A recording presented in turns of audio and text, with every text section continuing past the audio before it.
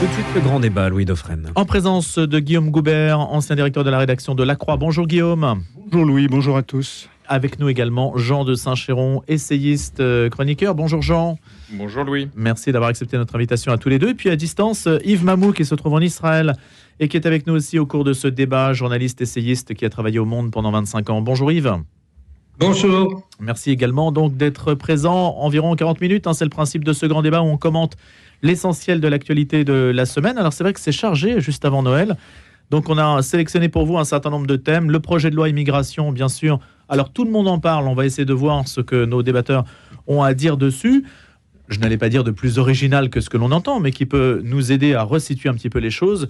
Et puis on va commencer par, on parlera aussi de Gérard Depardieu. Faut-il le déconstruire, défaire sa statue? Est-ce que c'est la culture de l'aliénation qui passe par là, ou est-ce que ça n'est que justice pour les propos qu'il a tenus? Ce sera une question qu'on posera également.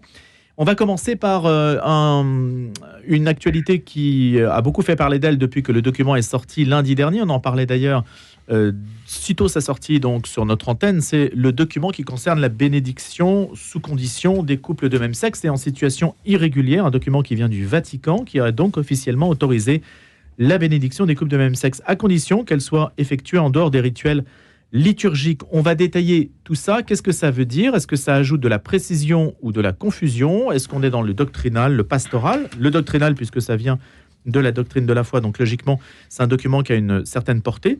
On va voir ce que vous en pensez.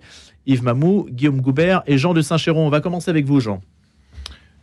Évidemment, c'est un document qui produit un effet de rupture. Ça, il me semble incontestable, d'autant que... de rupture avec qui ou avec quoi? Disons, avec la position du Saint-Siège en la matière, puisque au cours des dernières années, la question a été posée à plusieurs reprises, et on voit bien en particulier l'insistance qui venait de l'Église en Allemagne et ou en Belgique à ce sujet, où de telles bénédictions se pratiquent déjà largement dans grand nombre de paroisses et de diocèses. Et si je schématise, mais la réponse du Saint-Siège depuis quelques années à cette question était de dire on peut toujours bénir les personnes, et au contraire, nous sommes tous pécheurs, donc évidemment, on bénit non pas le péché, mais les personnes pécheresses, comme le Seigneur lui-même le faisait et comme l'Église le fait depuis qu'elle existe. Il n'y a aucune difficulté à cela.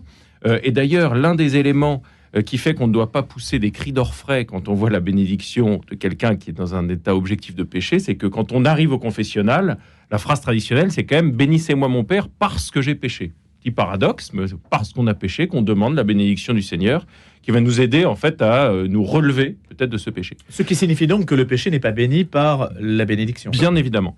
En revanche, c'est pour ça que là j'insistais sur les personnes prises personnellement.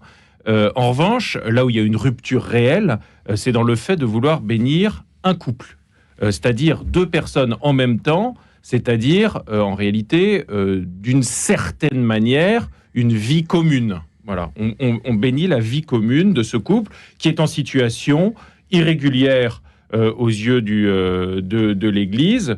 On peut penser par exemple au cas bien connu des divorceurs mariés ou personnes de même sexe. Oui, parce que ça n'est pas limité aux personnes de même sexe. Absolument, absolument. Donc là, il y a une rupture, c'est une certitude. En revanche, malgré la rupture, disons, d'affichage très très fort, parce qu'il faut bien voir quand même que la plupart des gens n'ont pas lu le document dans son intégralité, sont contentés des gros titres des journaux. Donc vous avez dit, le Vatican autorise la bénédiction des couples de même sexe. Si on lit vite, ça veut dire, en gros, le Vatican autorise un semblant de mariage gay. Bon, c'est quand même absolument pas le cas, parce que vous avez rappelé à l'instant que en aucun cas la bénédiction n'était permise dans un contexte liturgique et que aucun rituel ne serait autorisé par l'Église pour encadrer ce type de bénédiction. Donc c'est plus, vous voyez, ce qui est visé, c'est plus le genre de bénédiction sur le parvis de l'Église au cours d'un pèlerinage, par exemple. D'ailleurs, le pèlerinage est mentionné, l'éventualité d'un pèlerinage est mentionnée dans le document. Et puis, en réalité, deuxième chose que j'apporterai, mais quels seront les effets produits dans les faits? Peut-être que l'Église d'Allemagne et l'Église de Belgique feront du texte ce qu'ils voudront et en feront des le transformeront de manière liturgique, c'est possible. Mais en tout cas, ce qui est vrai, c'est que le paragraphe 3 de la déclaration est assez dur, en réalité. Moi, je ferai partie des personnes concernées. Alors, allez-y sur le paragraphe 3. Alors, je vais vous lire 2 éléments. Il est écrit « Dans ces cas, on donne une bénédiction qui n'a pas seulement une valeur ascendante, mais qui est aussi l'invocation d'une bénédiction descendante de Dieu lui-même sur ceux qui, se reconnaissant indigents et ayant besoin de son aide, ne revendiquent pas la légitimité de leur propre statut. » Et un tout petit peu plus bas, « Par ces bénédictions qui ne sont pas données selon les formes rituelles propres à la liturgie, mais plutôt comme une expression du cœur maternel de l'Église, semblable à celles qui jaillissent des profondeurs de la piété populaire, on n'entend pas légitimer quoi que ce soit, mais seulement ouvrir sa vie à Dieu, lui demander son aide pour mieux vivre. » Et donc vous voyez, 2 fois la question de la légitimité est traitée de manière très nette par le dicaster. Guillaume Goubert. Tout d'abord, comme Jean de Saint-Chéron l'a fait, je peux qu'inviter nos auditeurs à lire le texte s'ils ne l'ont pas fait. C'est pas un texte très long, c'est un texte qui est facile d'accès, qui est rédigé dans une langue très accessible, ce que je peux dire par expérience n'est pas toujours le cas des textes émanant du Saint-Siège. Donc vraiment, il y a une réflexion autour de ce qu'est une bénédiction dans un cadre liturgique, hors du cadre liturgique, avec rituel, sans rituel. Voilà, c'est une réflexion qui est très fine, très circonstanciée, et qui quand même inscrit ce document dans une démarche qui est quand même très prudente. Voilà, comme l'a dit Jean, il y a déjà beaucoup de bénédictions de ce type qui se pratiquent, et que le Saint-Siège estime nécessaire de mettre un minimum d'ordre dans cette situation me paraît, de bonne politique. Donc, en quoi ça met de l'ordre, Guillaume Goubert ? Parce que, par exemple, ça dit ça ne peut pas être dans un cadre liturgique, il ne peut pas y avoir de rituel particulier, ça ne doit pas se faire en même temps que, éventuellement, des actes civils, par exemple un mariage à la mairie. Voilà, c'est toute une série de conditions comme celle-là. Il n'y a pas de prière spécifique rédigée, proposée par l'instance centrale de l'Église. Donc, c'est une manière de dire, mais Jean l'a très très bien exprimé, de dire voilà, vous vous présentez devant Dieu, Dieu vous exprime son amour. Ça ne veut pas dire qu'il approuve tout ce que vous faites, pour m'exprimer dans un langage courant. Mais ça veut dire que si on titre la bénédiction, puisque c'est quand même ainsi que c'est formulé, une bénédiction des couples de même sexe, ça veut dire que déjà, ainsi que le sous-entend des gens, on considère qu'il y a un statut au fait de se retrouver en couple. Moi, je dirais que c'est plutôt la question, c'est peut-on refuser une bénédiction en pareil cas ? C'est plutôt à ça que répond le document du Vatican. Est-ce qu'il faut refuser à 2 personnes qui se présentent, qui ne sont pas forcément de même sexe, 2 personnes qui se présentent, qui demandent, on va dire simplement l'aide de Dieu, est-ce qu'il faut leur dire non, vous n'avez droit à rien ? C'est une question assez proche en fait de celle des divorcés mariés d'une certaine façon. Hein. C'est de savoir s'il y a des péchés qui sont impardonnables. Ces péchés-là, jusqu'à une date récente dans l'Église, avaient vraiment de facto un statut de péché impardonnable. Que dans un pontificat qui est très marqué par la question de la miséricorde, et c'est certainement une des choses les plus importantes que le pape François ait apporté dans la vie de l'Église, c'est qu'au plus haut niveau de l'Église, on essaie d'incarner la dimension de miséricorde divine et humaine, qu'on trouve effectivement une solution pour ne pas être en situation de refus par rapport à des personnes qui ont une demande à l'égard de Dieu et à l'égard de leurs frères dans la foi, me paraît une démarche opportune. Yves Mamou, comment appréhendez-vous la question ? Écoutez, moi, je vais faire une lecture politique, si vous le permettez, de ça, parce que la parole du pape, elle est double. Elle est à la fois, c'est la perpétuation d'un code religieux qui est celui du catholicisme et sur lequel moi je ne me prononce pas, mais c'est aussi une parole politique puisqu'elle s'adresse à l'ensemble de la planète. Et il me semble que, moi j'ai pris cette annonce de la bénédiction des couples homosexuels comme un geste de communication, c'est-à-dire qu'on ne va pas marier des couples homosexuels, mais on reconnaît l'amour gay, quelque part. Et donc, c'est une sorte de « en même temps », si je puis dire, une sorte de parole macronienne sur « en même temps », on fait un geste et on ne va pas jusqu'au bout. Et ce cadre-là me paraît assez... cette initiative me paraît assez conforme à la politique du pape qui s'est concrétisée depuis son élection. c'est-à-dire que le pape actuel, le pape François, c'est un pape qui a transformé l'Église en une sorte de super ONG, parce que pour enrayer le départ le fait que les églises se soient en partie désemplies, bien l'Église s'est intéressée à ce qui motivait les fidèles. Donc ça veut pas, l'Église n'a pas considéré, et à juste titre, elle a eu raison de le faire, que il y avait une crise de la foi, mais plutôt que comme l'écrivait Ernest Renan en 1849, il y a un écart qui va croissant entre les rituels religieux, qui sont un peu, Ernest Renan disait des rituels religieux pétrifiés, et puis des mœurs qui évoluent tout le temps. Donc, l'Église, quelque part, et notamment sous la férule du pape François, s'est engagée dans une espèce de course à la modernité, si je puis dire. Et donc, on voit l'Église aujourd'hui prôner l'accueil immodéré des migrants, fait l'accueil des clandestins, la lutte contre les expulsions, le regroupement familial, etc., etc. Et donc, je pense que ce geste va dans cette tentative d'attraper et de séduire un maximum de personnes. Alors, l'Église, pour ne pas la faire désemplir, si je reprends votre expression, pour que l'Église puisse continuer à se remplir, c'est une question que vous posez. Quelle serait, à votre avis, je pose la question évidemment à Guillaume Gobert, agent de Saint-Chéron, quelles seraient les conséquences ou quelles peuvent être les conséquences d'une telle annonce? En fait, ça va remplir les églises ou ça va continuer à les vider? Parce qu'on peut aussi estimer que c'est l'exigence qui remplit un lieu et qui crée l'adhésion. Jean de Saint-Chéron, qu'est-ce que vous en pensez? Moi, j'espère que c'est pas un geste opportuniste. Honnêtement, c'est pas ce que je crois, et je pense que ça n'aura pas d'impact sur la manière dont les églises sont remplies ou non. Je pense pas que ce soit l'objectif. Parce que, par exemple, vous voyez, ce geste du pape, admettons qu'il aille dans le sens de la reconnaissance des unions homosexuelles. Ce que je ne crois pas, honnêtement, c'est une bénédiction des couples de même sexe, c'est quand même, tout ce qu'on a dit, je ne vais pas répéter tout ce qu'on a dit précédemment, même si, encore une fois, d'un point de vue extérieur à l'Église, c'est évidemment comme ça que c'est compris par 99% de la population. Et ça, évidemment, c'est ce que j'ai dit d'entrée, il y a un vrai effet de rupture produit, c'est incontestable. Mais il faut quand même regarder le fond. L'Église, c'est toujours plus compliqué, en fait, que ça ne paraît. Et c'est comme ça sur absolument tous les sujets du dogme ou de la morale. Quand on les prend d'un point de vue politique de l'extérieur, en fait, on n'en comprend pas le sel ni le sens profond. Mais, par exemple, vous voyez, sur cette question-là, vous dites le pape va dans le sens du vent. Bah, oui et non, parce que, par exemple, sur les migrants, il ne va pas du tout dans le sens du vent si on regarde la manière dont nos décideurs politiques, en particulier en Europe, se positionnent. Et en revanche, sur une question de société telle que celle-là, effectivement, ça y ressemble. Donc, vous voyez, il y a des contradictions. Il va dans le sens du vent de qui ?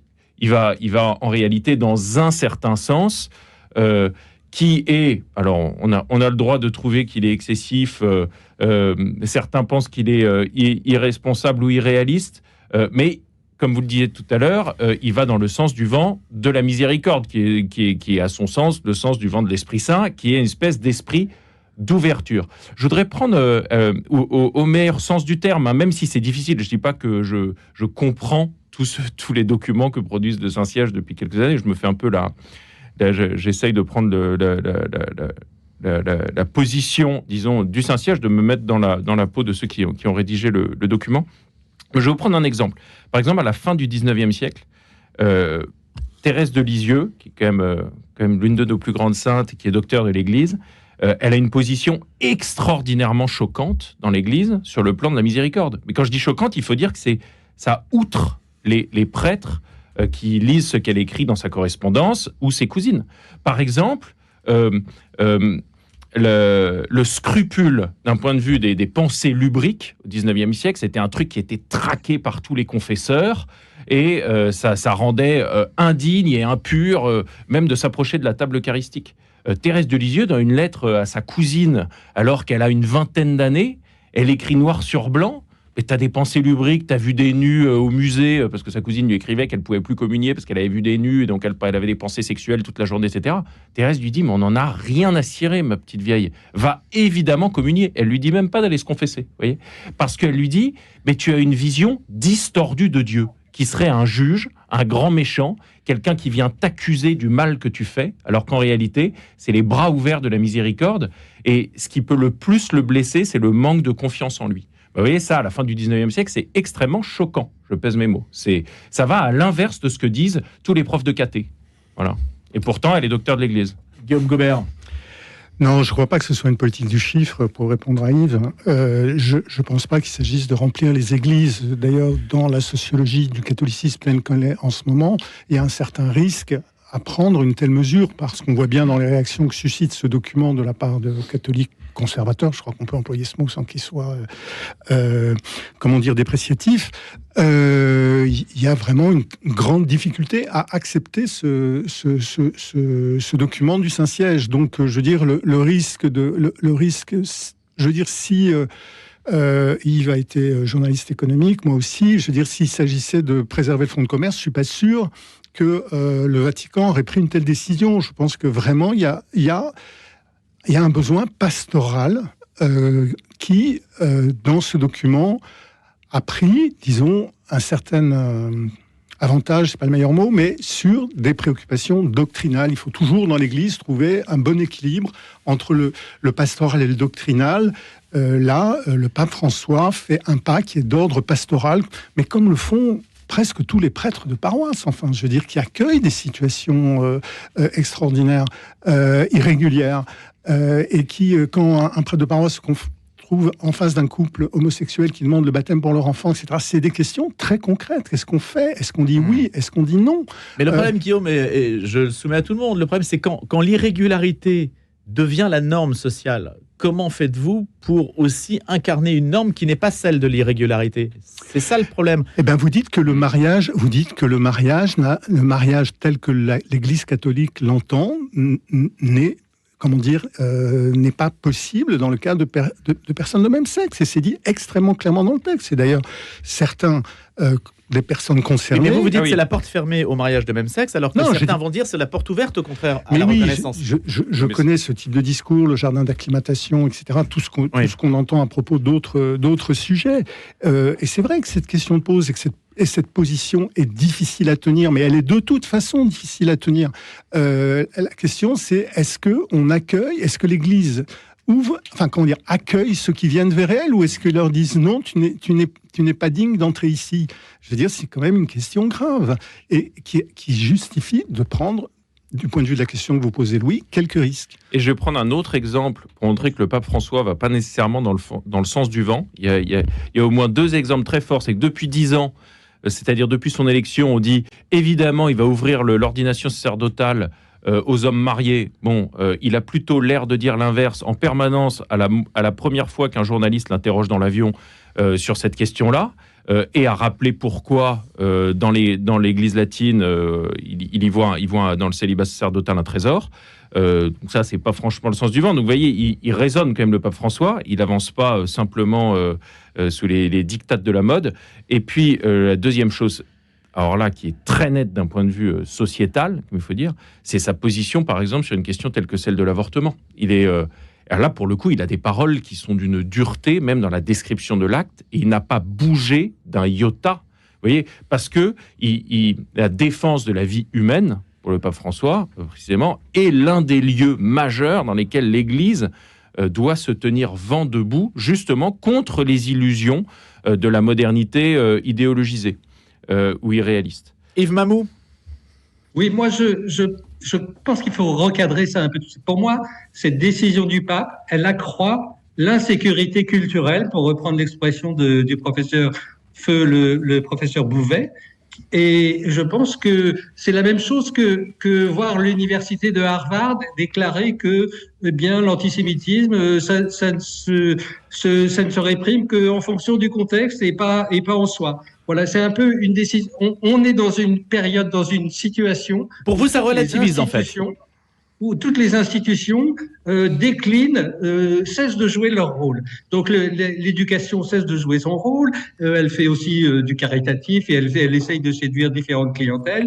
L'Église, qui devrait être un pilier et un socle de la société en France, fait dans la séduction, et je crois que ça contribue à l'anxiété générale au sein de la société. Voilà, c'est tout ce que je voulais exprimer. Alors Yves Mamou, Guillaume Goubert, Jean de Saint-Chéron, une question sur cette histoire quand même de bénédiction, dans le sens où ça ne doit pas s'insérer dans un rituel. J'ai posé la question d'ailleurs au père Emmanuel Petit, qui est venu récemment. Est-ce qu'il n'y a pas une forme d'hypocrisie de dire, écoutez, on vous bénit, mais n'en faites pas trop, il ne faut pas trop qu'on vous regarde, ça ne doit pas être public, on va faire ça un petit peu en cachette pour que vous soyez contents, mais je ne veux pas que les autres le voient. Est-ce que ça, ce n'est pas très 19e siècle, au contraire, Jean de Saint-Chéron et Guillaume Goubert?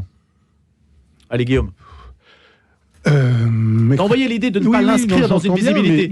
Parce que ce qui compte de la part des personnes qui demandent, sans doute, du moins pour une part d'entre elles, c'est la reconnaissance sociale, c'est la reconnaissance par l'Église, c'est la validation par l'Église de la démarche qu'elles entreprennent. Si l'Église leur dit on va faire ça derrière la porte ou dans la sacristie, ça n'a pas le même sens, non? Dans le texte, il est plutôt question de l'extérieur que de la sacristie. Mais comment dire, moi, je pense que l'important, le mot à retenir dans cette affaire, c'est miséricorde. C'est-à-dire, c'est de reconnaître les personnes dans leur complexité, dans leurs difficultés, dans les questionnements qui se posent. Je vais peut-être m'aventurer sur un terrain délicat, mais par exemple, si un couple de même sexe envisage de recourir à la GPA et que par les échanges qu'il a avec un prêtre, il se rend compte de la dimension inacceptable d'une telle démarche aux yeux des convictions chrétiennes, ça sert à quelque chose si on est d'un point de vue un peu utilitariste. Donc, je veux dire, c'est la vie des hommes. Guillaume, il peut vous dire aussi que dans la mesure où vous m'avez béni, je peux avoir des enfants. Dans la mesure où j'ai été béni, c'est une forme de première étape pour essayer de construire une famille. La dimension pastorale de la chose fait que la discussion s'engage et que le prêtre peut répondre. Donc vous, c'est le lien, maintenir le lien et garder cette idée de la miséricorde. Je pense qu'on a bien insisté dessus et que c'était important de le faire. Jean de Saint-Chéron. Oh, mais moi, je pense que, de toute façon, il ne faut pas être naïf. Il y aura évidemment une utilisation du texte. Enfin, le risque est immense qu'il y ait une utilisation du texte par des pasteurs qui décident de s'écarter de ce qu'il y a écrit dans le texte. Mais ça, c'est leur responsabilité. Je veux dire, en Allemagne, ils le fait déjà. Mais c'est une évidence que le texte, de manière explicite, on en a lu des passages, de manière explicite, dit, en gros, c'est pas l'organisation d'un sous-mariage pour couple en situation irrégulière ou couple homosexuel. Je veux dire, il ne va pas y avoir des églises bondées avec, à 15h, venez à la bénédiction de Jean-Luc et Bertrand, avec une église pleine, la famille et les petites filles d'honneur. Ça, c'est précisément ce qui est rendu impossible, je dirais, par le texte, puisque ce genre de choses se pratique en Allemagne. Et donc, le texte, il vient plutôt, je pense que dans les... Recadré, en fait. Mais en fait, lu depuis l'Allemagne, ce texte, il dit plutôt arrêtez de faire des simulacres de mariage pour couples homosexuels, en réalité. Donc, je pense qu'il y a beaucoup de curés allemands qui, en lisant le texte le matin, se sont dit « Merde, je ne vais plus pouvoir organiser le samedi après-midi mes mariages gays. » Allez, scheisse. Jean de Saint-Chéron, Guillaume Goubert, Yves Mamou. On revient juste après les infos de 8h. On va parler d'un autre texte, le projet de loi immigration.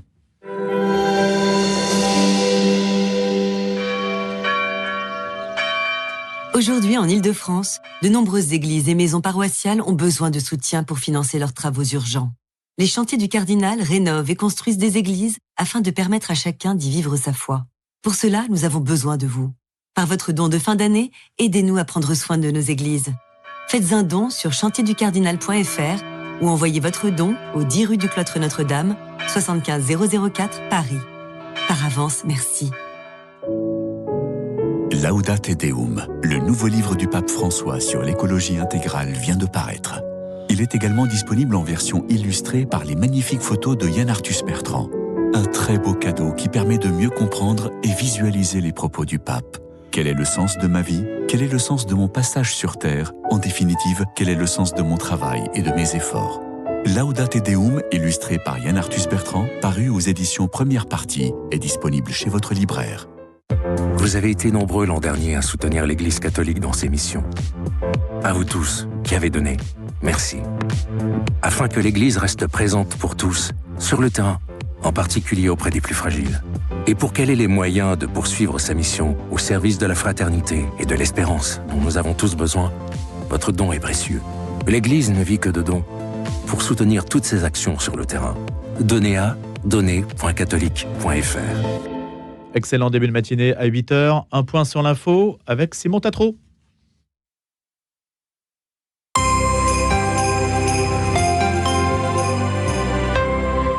Hier, un homme a ouvert le feu dans une faculté de l'université Charles de Prague en République tchèque, faisant plusieurs morts et plusieurs blessés. La police tchèque a annoncé sur X, anciennement Twitter, que l'assaillant avait été éliminé et que la zone était bouclée. Selon les médias tchèques, la fusillade s'est produite à la faculté des arts, dont les enseignants et les étudiants ont reçu l'ordre de s'enfermer pendant l'intervention de la police. La chaîne de télévision privée Nova TV a fait état d'une explosion et d'un tireur sur le toit du bâtiment situé dans le centre historique de Prague. 14 morts et 25 blessés sont à déplorer selon un bilan qui reste toujours provisoire. Au lendemain de l'interview très commentée d'Emmanuel Macron, organisations syndicales et partis politiques de gauche ont à nouveau tensé la loi immigration votée mardi soir à l'Assemblée, tandis que la Macronie tente de sortir de la crise politique. La ministre de l'Enseignement supérieur, Sylvie Retailleau, a présenté sa démission qui a été refusée. Le président et la première ministre ont assuré à la ministre que les mesures concernant les étudiants, notamment concernant la caution de retour, seraient révisées si elles n'étaient pas censurées par le Conseil constitutionnel. La secrétaire générale de la CGT a appelé hier à la désobéissance civile après l'adoption du projet de loi immigration par le Parlement. Le syndicat réfléchit également à la multiplication d'actions de résistance contre cette loi qui remet en cause en profondeur tous nos principes républicains et déroule le tapis rouge à l'extrême droite, a déclaré Sophie Binet. La nouvelle ministre de la Santé, montée en grade après la démission d'Aurélien Rousseau pour désaccord sur la loi immigration, est visée par une enquête judiciaire ouverte en juin 2023, écrit Mediapart hier. Selon le site d'information, il est reproché à Agnès Firmin-Lebaudot d'avoir reçu, sans les déclarer, des cadeaux d'une valeur estimée à 20 000 euros des laboratoires Urgo en tant que pharmacienne.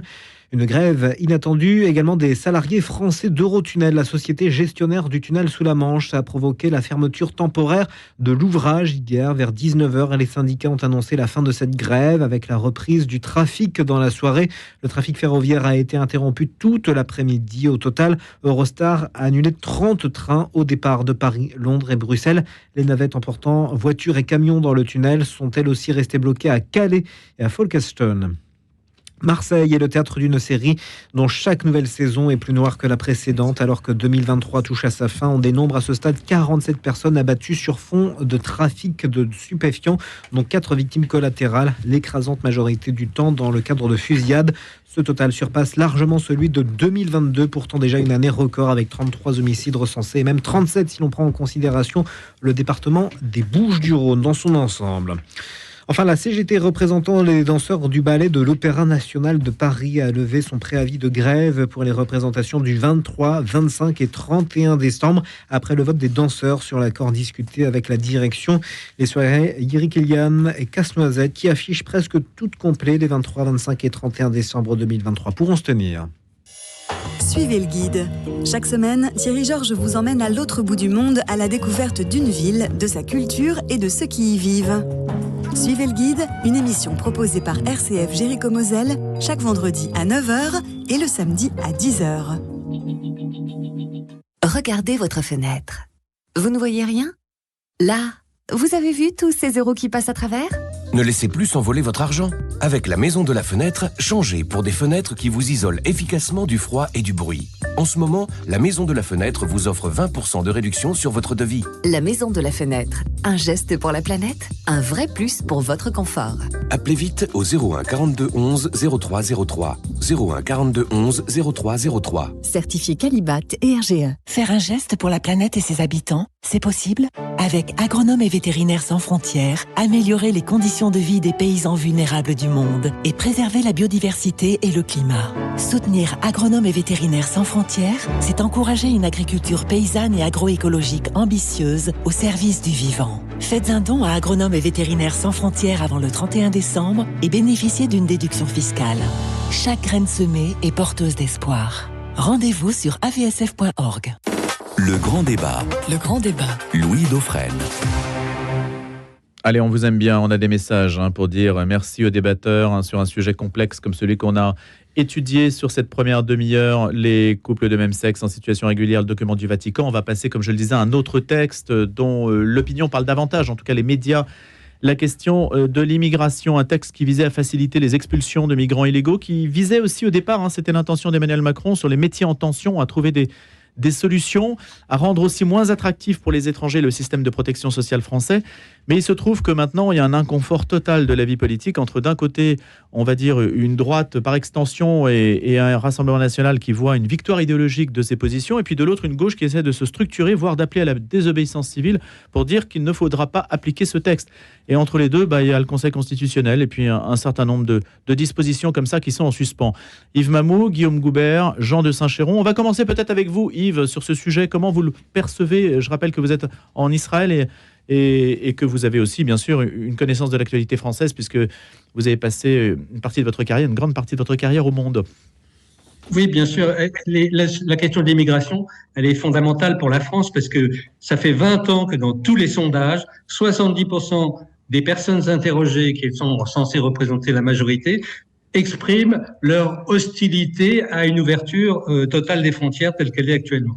Moi, ce que j'ai trouvé intéressant dans le projet de loi immigration d'Emmanuel Macron, c'est qu'il vise à conforter le courant migratoire, c'est-à-dire à faire rentrer 1,5 million d'étrangers venus principalement d'Afrique et d'Afrique du Nord en France, mais en même temps en renforçant les procédures d'expulsion parce que il y a quand même une inquiétude sur la sécurité sur la sécurité en France, dans les rues à la nuit tombée, qui commence à poindre de manière extrêmement forte. Donc voilà, c'était un texte encore une fois entre les deux à la Macron, c'est-à-dire on continue à faire de l'immigration et en même temps on renforce un petit peu le courant des expulsions. Ce qu'il y a aujourd'hui d'intéressant, c'est que on voit que cette demande des Français de réduire fortement les courants migratoires a fini par pénétrer la classe politique. Et donc, c'est devenu le sujet du débat politique. Et donc, le fait que le gouvernement n'ait pas de majorité absolue a permis cette expression du désir des Français dans le débat politique. Voilà, c'est ça que j'ai trouvé intéressant. Jean de Saint-Chéron. Ce qu'il y a, c'est quand même deux choses différentes. Faire rentrer légalement en France des migrants parce que, en particulier, cette question de la main-d'œuvre qui est la courbe démographique française, pour le coup, est sans appel. Le patron du MEDEF, hier, disait que les données démographiques établissent que nous aurons besoin de 3,9 millions de salariés étrangers dans les 20 prochaines années. En France, si on veut continuer à faire tourner une large partie de notre industrie. En revanche, il y a quand même quelque chose de très différent à vouloir, de manière raisonnable, donc même en bon gestionnaire, rationnel, continuer à faire venir des gens qui veulent venir travailler en France, et puis à expulser ceux qui sont en situation irrégulière, qui ont été rappelés à l'ordre, et ou délinquants. C'est quand même deux choses très très différentes, parce que si on met les deux choses sur le même plan, il y a quand même un sous-entendu, c'est qu'une majorité des migrants seraient délinquants et ou en position irrégulière durable, ce qui est quand même pas la norme, en tout cas ce qui n'est pas prévu par le texte, même s'il y a évidemment énormément de migrants en situation irrégulière sur le sol français. Le débat n'est pas là, mais je pense que c'est important de distinguer les deux et de rappeler quand même l'importance énorme pour la France de faire venir sur notre sol des travailleurs venus de l'étranger. Guillaume Goubert. Moi, je reprends volontiers une formule du démographe François Héran qui dit il ne s'agit pas d'être pour ou contre l'immigration, mais de faire avec. C'est-à-dire que c'est un phénomène qui est un phénomène mondial, qui touche d'ailleurs beaucoup plus les pays du Sud que les pays du Nord. Les flux sont beaucoup plus importants entre pays du Sud que du Sud vers le Nord. Donc, il s'agit de faire avec. Alors, à faire avec, c'est effectivement prendre des dispositions pour réguler du mieux qu'il est possible ces mouvements. Et de ce point de vue-là, il y a des choses à faire, mais ce qu'il y a à faire, ce serait peut-être déjà de trouver les conditions pour que les lois existantes puissent s'appliquer. Pour prendre un seul exemple, qui est celui des obligations de quitter le territoire, les fameuses OQTF, aujourd'hui, s'il y a si peu d'expulsions, c'est pas par défaut. Enfin, en tout cas, in fine, c'est pas par un défaut de volonté politique côté français, c'est parce que les pays d'origine des clandestins ne veulent pas les voir revenir. Donc, c'est un sujet qu'il faut traiter en tant que tel. Il n'y a pas forcément besoin de prendre des dispositions supplémentaires pour avancer sur cette question-là. Notamment, pourquoi ne pas s'inscrire dans les consulats à l'avance si on veut venir en France dans le pays d'origine, hein. Oui, il y a beaucoup de choses à faire. Moi, je pense que dans les mesures qui suscitent beaucoup de discussions, moi, je trouve qu'il y en a certaines qui s'entendent très bien. Je veux dire, le fait que le Parlement débatte chaque année du nombre d'immigrants et éventuellement de quels immigrants on souhaite, etc. Enfin, c'est des choses entre nous qui sont déjà relativement bien sans qu'on le sache, parce que quand il s'agit d'accueillir des médecins, des chercheurs, des techniciens de très haut niveau, on sait très bien faire en sorte qu'ils puissent venir, même quand, a priori, la loi devrait s'y opposer, si on l'appliquait stricto sensu. Donc, et d'ailleurs, une bonne partie des flux d'immigration viennent de ces salariés-là, de gens qui viennent directement pour travailler dans des postes qui sont des postes importants pour le fonctionnement de la société. Je veux dire, il suffit d'aller dans un établissement de santé pour se rendre compte que sans les médecins d'origine étrangère, nos établissements de santé fonctionneraient très mal. Voilà, donc qui est nécessité de régulation comme celle que vous évoquez, Louis, c'est-à-dire qu'effectivement on ouvre des canaux d'immigration dans les pays d'origine qui peuvent être très stricts. C'est une des manières de faire avec. Mais la question, est-ce que finalement elle n'est pas dans la confusion entre les situations ? Beaucoup de gens, en tout cas, qui expriment un ras-le-bol par rapport au phénomène, disent en fait c'est l'attrait des prestations sociales, c'est le fait qu'il y a des tas de personnes qui sont entretenues dans ce pays à ne rien faire, tout simplement, en fait, et pas du tout à travailler. C'est ça que disent. Moi, je pense que le gros problème, il est paradoxal en France, mais alors là, ça date pas du président Macron, ça fait depuis les années 70, qu'en fait, on a accueilli largement en accueillant mal. C'est-à-dire que accueillir avec des prestations sociales, c'est pas bien accueillir. Bien accueillir, c'est intégrer.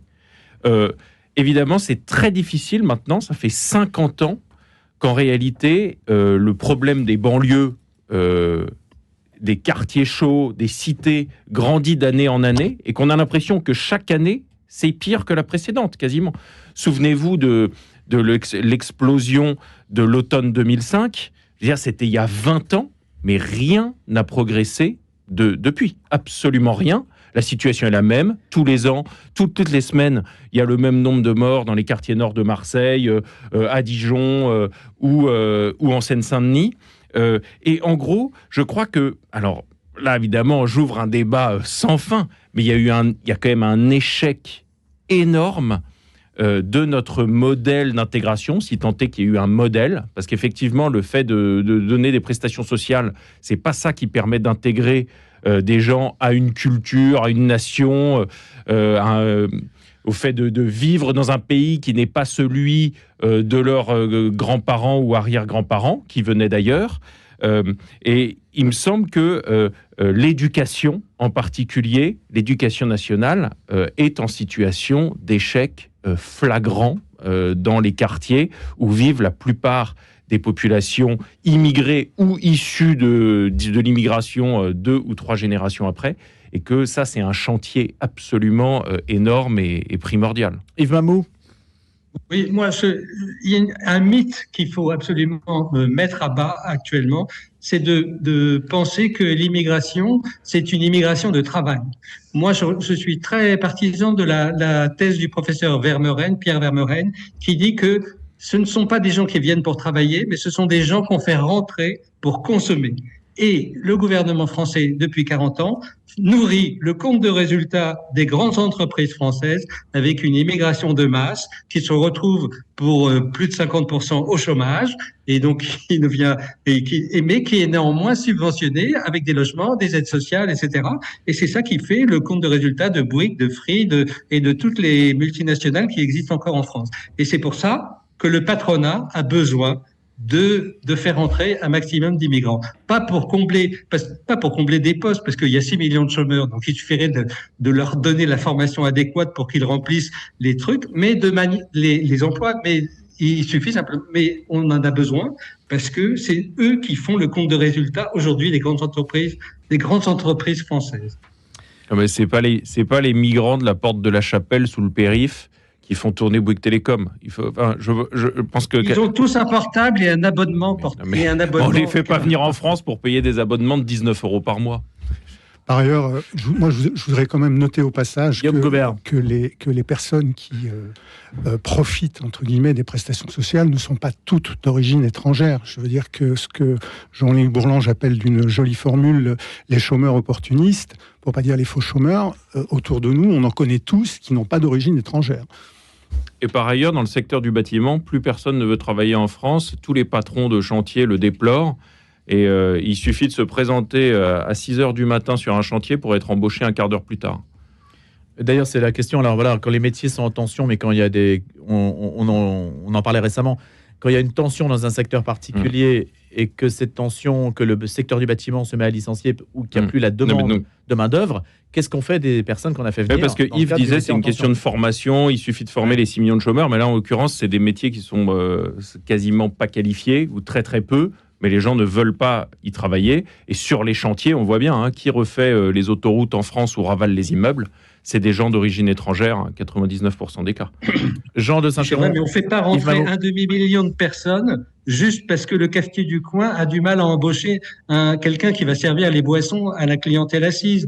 On ne fait pas rentrer un demi-million de personnes juste parce qu'un patron de chantier a du mal à rentrer. Donc c'est bien que il y a une fonction quelque part, je veux dire, de cette immigration qui joue aujourd'hui un rôle positif dans l'économie, et je dis positif au sens de elle consomme. Et même si elle vit mal, même si elle est pauvre, eh bien elle est suffisamment subventionnée pour consommer et faire tourner l'économie. Guillaume Gobert, Jean de Saint-Chéron, Yves Mamou, on va passer à Gérard Depardieu à présent. La statue de Gérard Depardieu qui a été déboulonnée au musée Grévin, ou qui a été fondue puisque c'est de la cire. Et aujourd'hui, on parle de la Légion d'honneur, etc. C'est une sorte de feuilleton, quelque peu de spirale descendante pour Gérard Depardieu. En tout cas, il y a une grosse pression exercée sur lui. Carole Bouquet et Emmanuel Macron l'ont défendu. Qu'est-ce que ça veut dire, en fait, cette histoire? Alors, évidemment, il faut resituer les choses par rapport à ce qu'il a pu énoncer dans un documentaire, complément d'enquête. Le monde lui tombe dessus. Lui qui a joué Obélix, le ciel lui est tombé sur la tête, Jean de Saint-Chéron.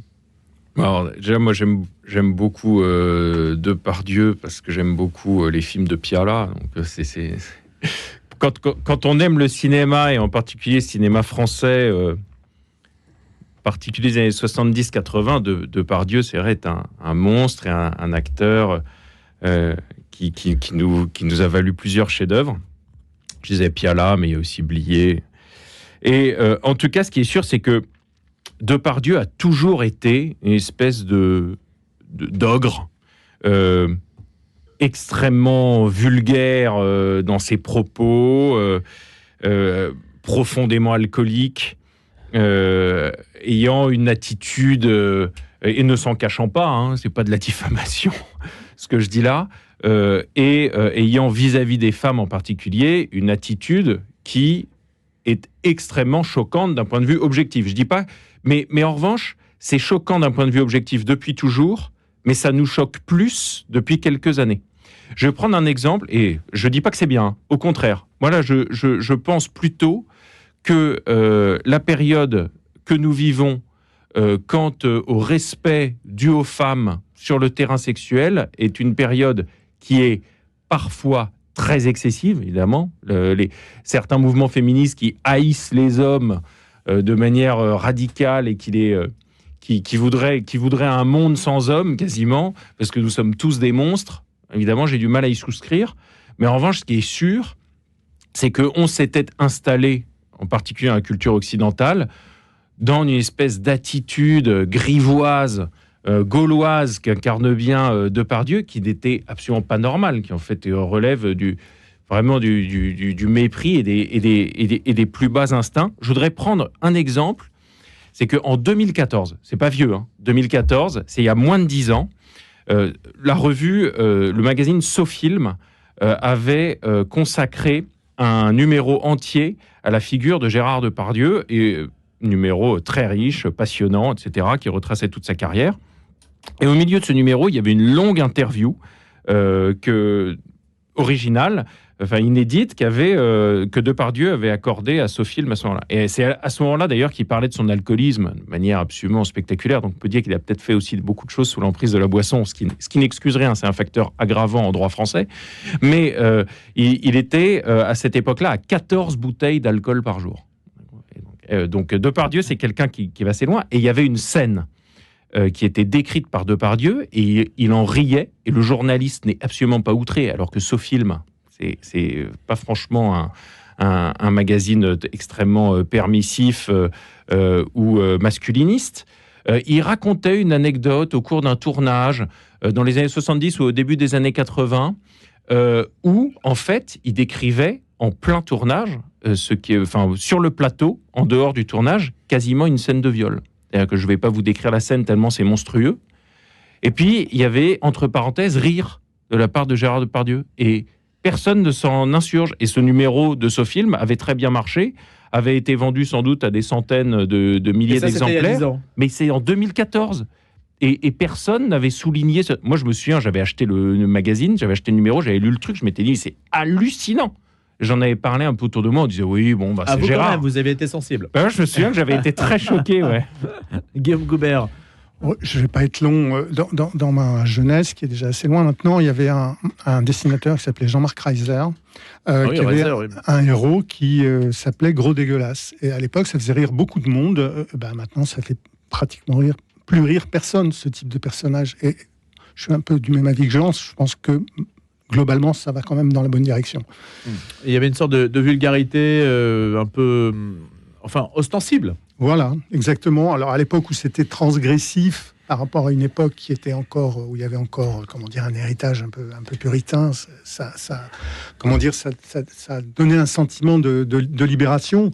Aujourd'hui, je pense que vraiment, on en a complètement épuisé les joies. On a le retour de la libération, en fait. Le retour. Oui, on peut le voir comme ça. Non, je dis juste, on a épuisé les joies de cette transgression qu'ont incarné les nuls sur Canal+, etc. Et les nuls aussi, ça m'a vraiment fait beaucoup rire à l'époque parce que c'était nouveau. Maintenant, tout ça est devenu banalement triste. Et là où on est maintenant, Gérard Depardieu, ça fait vraiment de la peine parce que, moi, c'est plutôt Cyrano de Bergerac. C'est vrai que c'est un acteur qui nous a absolument éblouis. Yves Mamou, une réflexion sur le sujet, puis après on passera à vos Miserere et Alléluia, vos infos qui vous ont plu et déplu. J'ai vu les images très dérangeantes aussi qui ont choqué effectivement tout le monde et qui sont choquantes. Et en même temps, je me suis aperçu qu'au moment où je voyais ces images, j'avais en permanence un souvenir qui me revenait en mémoire et qui était le spectacle que j'avais vu où Gérard Depardieu chantait Barbara. Et dans cette salle du cirque d'hiver, qui était plongé dans le noir absolu, avec juste un projecteur sur le visage de Depardieu pour éviter que son physique un peu d'ogre ne gêne l'expression des chansons de Barbara. Il y avait cette voix absolument incroyable de délicatesse, de douceur qui était chanté, et ce souvenir venait en permanence pour faire contrepoids aux images dérangeantes et aux propos choquants que tenait Depardieu. Et je me suis dit que c'est la conclusion que j'en ai tirée, c'est que les artistes ne sont pas fréquentables forcément dans la vie quotidienne, mais je trouverais ça dommage qu'on me prive de leur talent parce qu'ils ne sont pas fréquentables dans la vie quotidienne. Voilà. Et donc, je suis contre le fait qu'on me prive de Gérard Depardieu. Je suis contre le fait qu'on lui supprime des contrats au cinéma, au théâtre, dans la chanson ou ailleurs, parce que je trouve que c'est quelqu'un dont le talent nous aide à vivre. Et c'est la fonction des artistes aujourd'hui. Quand Emmanuel Macron dit qu'en fait, on n'est pas là pour faire la morale d'une certaine façon, qu'il invoque dans la défense de Gérard Depardieu une chasse à l'homme contre lui, et que il y a s'appuyant sur la présomption d'innocence aussi. Voilà, s'appuyant sur la présomption d'innocence. Oui. Il dit s'il est condamné, on pourra en reparler. Mais on n'est pas là pour faire la morale. Qu'est-ce que vous pensez de cette réflexion ? C'est-à-dire qu'en fait, il y a un retour de l'ordre moral, mais dans une autre forme, une autre configuration. Guillaume Gobert, rapidement. dans la ligne de ce qu'on disait tout à l'heure. Je veux dire, il y a des effets de balancier. Aujourd'hui, on peut considérer que sur certains sujets, notamment sur l'attitude à l'égard des femmes, le balancier est allé très loin dans un sens, qu'aujourd'hui, ils reviennent dans un autre sens, me paraît quelque chose de plutôt sain dans la vie sociale. Donc, parler d'ordre moral, quand il s'agit de violence, quand il s'agit de mépris, quand il s'agit de... voilà, oui, effectivement, cet ordre moral-là, moi, je peux m'en accommoder assez facilement. Après, moi, je pense qu'on est une période... alors, est-ce que c'est la période? Est-ce que ça a toujours été comme ça? Je ne sais pas, parce que j'étais pas né il y a un siècle, ni 2 ou 3. Mais ce qui est vrai, c'est qu'il y a quand même un côté bicéphale dans le monde dans lequel on vit. C'est à la fois une tête qui nous dit en permanence « jouissez » et puis « délectez-vous de ces femmes nues que je vous mets sous le nez dans l'abribus ». J'ai l'impression d'être un vieux réac, alors que je n'ai même pas 40 ans quand je dis ça, mais voilà. Et de l'autre côté, surtout... vous n'avez pas le droit de regarder les femmes comme des objets à jouer. Et évidemment, quand on est adolescent, quand on a 15 ans, 16 ans, 17 ans, aujourd'hui, c'est extrêmement difficile. Et puis, en plus, il n'y a que des injonctions contradictoires. Puis en plus, quand on voit les images qui passent sous les yeux des adolescents sur les réseaux sociaux, etc., il faut à la fois avoir un respect immense et grandissant quand on est un jeune garçon pour les femmes, pour leur corps, qui est un discours très juste. Mais en même temps, c'est vrai que nos sens sont agacés, dirons-nous, en permanence par le monde dans lequel on vit. Et donc, il y a quelque chose d'un peu, je sais pas, schizophrénique. On sait plus ce qu'on a le droit de faire, pas le droit de penser, dans quelle situation on a le droit de dire certaines choses, peut-être à un dîner avec des très très très bons copains qui vont surtout pas répéter ce qu'on dit. Enfin voilà, je pense que c'est quand même difficile. Retour de l'ordre moral, je sais pas. Il y a quelque chose d'un peu puritain dans l'air du temps. Ça c'est probable, plus que dans les années 70 ou 80 en tout cas. Mais voilà, les choses sont compliquées, on aurait besoin de plus de temps pour en parler. Et nous n'avons pas ce temps. Un Miserere ou un Alléluia à présent, une info qui vous a plu ou une info qui vous a déplu. On renoue avec cette tradition à la faveur de la fête de Noël. On va commencer avec vous, peut-être Guillaume. Et j'enchaîne les deux. Oui, vous enchaînez les deux. Il nous reste 2 minutes et demie. Faut aller oui, j'ai bien compris. vite. Miserere, c'est un sujet dont on n'a pas eu le temps de parler ce matin, qui est effectivement les situations entre Israël et Gaza. À la fois l'horreur absolue, totale de ce qui s'est passé le 7 octobre et toute la difficulté à surmonter un tel événement, avec des conséquences pour les populations civiles côté palestinien qui sont extrêmement douloureuses à envisager.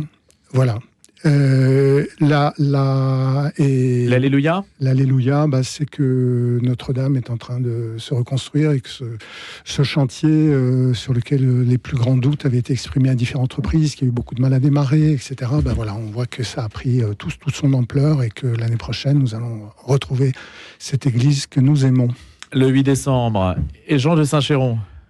Miserere, le projet de loi sur la fin de vie, tel que on en a vu une version fuitée, pour ainsi dire, dans la presse ces derniers jours.